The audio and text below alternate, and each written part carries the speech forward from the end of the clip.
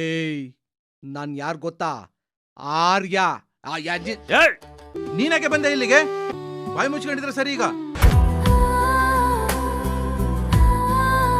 ಒಂದೇ ಸಮನೆ ನಿಂದೆ ಕನಸು, ಕನಸ ಒಳಗೋ ನಿಂದೆ ನೆನಪು.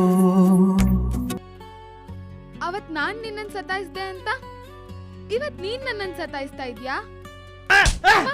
ತಾಯಿಗೆ ಸಾಟಿ ಬೇರಾರಿಲ್ಲ, ತಾಯಿಯ ಪ್ರೀತಿಯೇ ಕೊನೆ ತನಕ,